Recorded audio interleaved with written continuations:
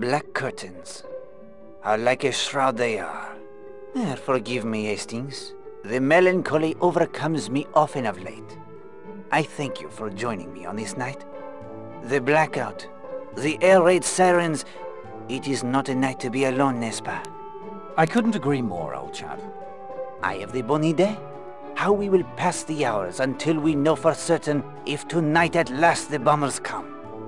You have asked me to tell you of the murder that occurred most recently at the Smuggler's Rest Hotel on Seadrift Island.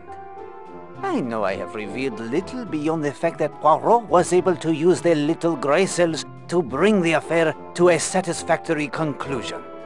Yet the newspapers have said nothing. To think that a case of Poirot's does not merit at least a single paragraph is yet one more outrage I lay at the feet of Herr Hitler. He gobbles up space in the newspaper the way he gobbles up so much of Europe, including my own beloved Belgium. But tonight, I propose to take our minds off of the horrors of war. I will not only share with you the events as they happened, but more.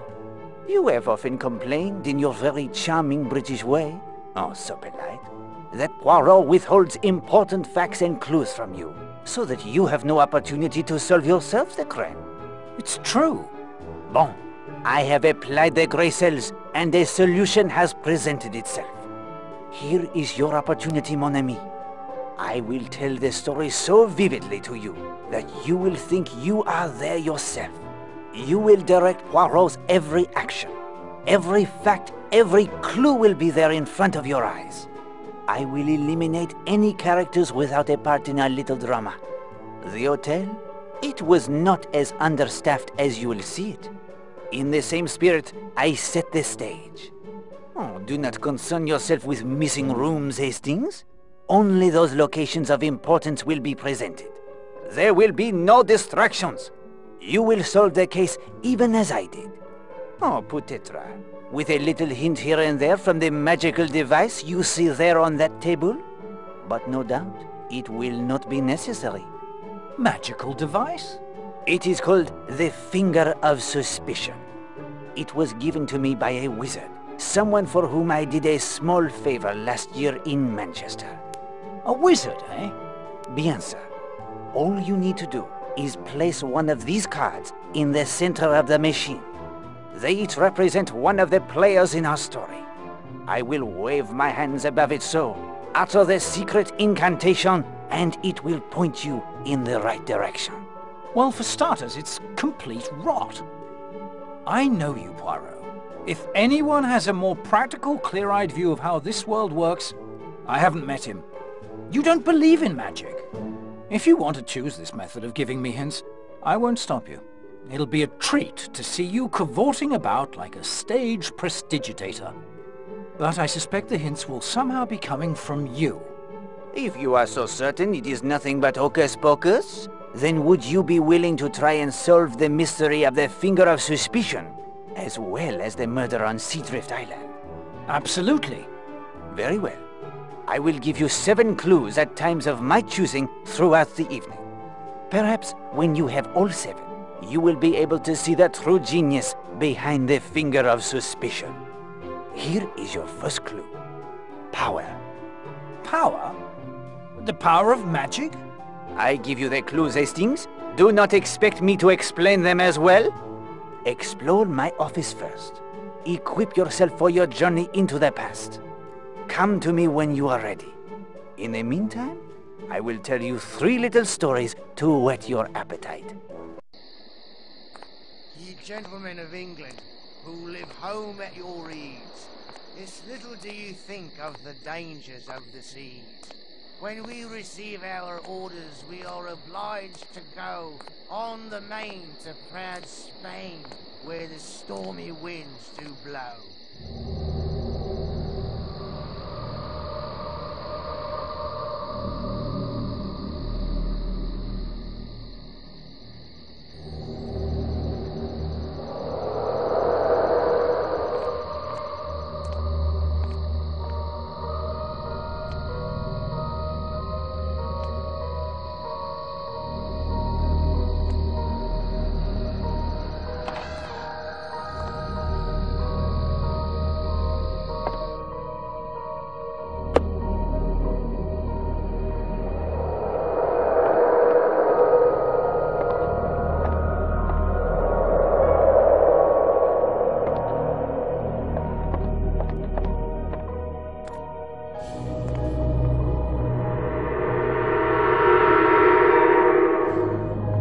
saints preserve me!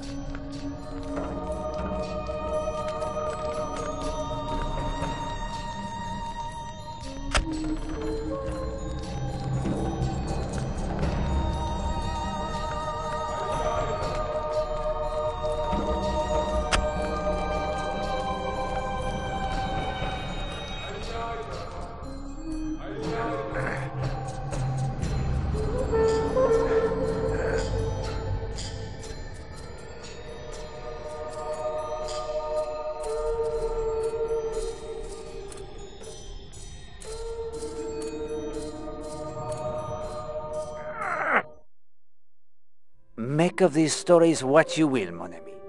They are each related most closely to the events on Seadrift Island that you and I are about to explore. Keep them in mind. Explore my office first. Equip yourself for your journey into the past. When you are ready to begin your investigation, tell me. My story, it will commence, and you will have your chance to solve the mystery.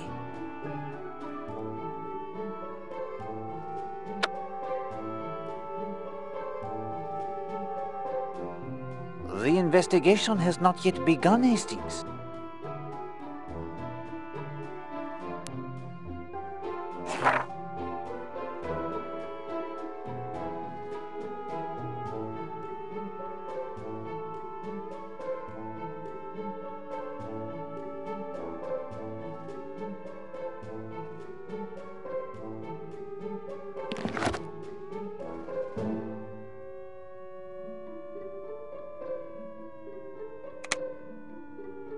A wise choice, Hastings. With this stopwatch, you...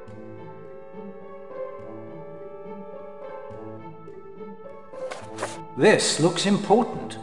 I will keep it in my notebook. This may be important.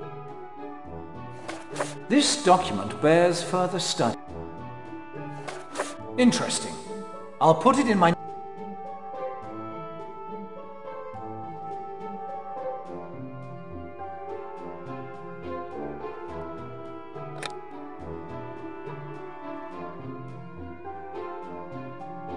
I'm ready, Poirot. You need only to touch your portrait, and we are off.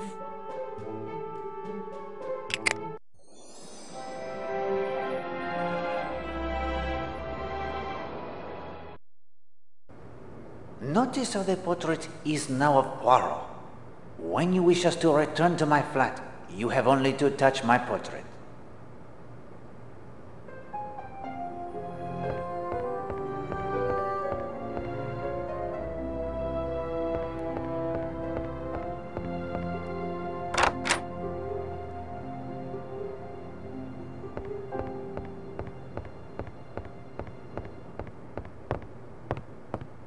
Pardon, mademoiselle, what is your name? Gladys, sir. Oh, sir, if it's about the towels, the delivery hasn't come yet from the mainland. And that will is ever so unreliable. There is no hurry. Poirot has completed his toilette. Well, if it's the bed, I'll get to it when I can. There's so much to do. Do not trouble yourself. You seem out of sorts. Is something wrong?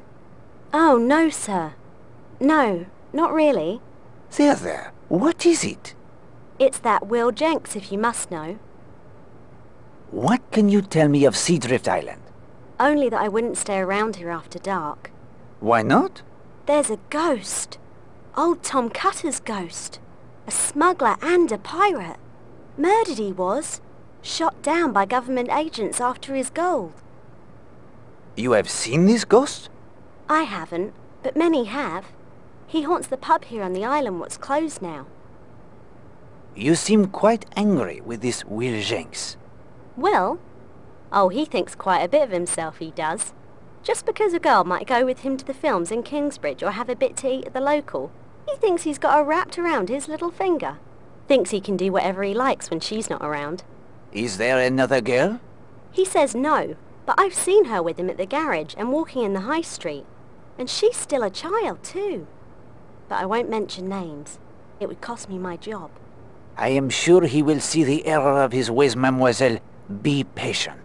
Huh. That will do for now, madame.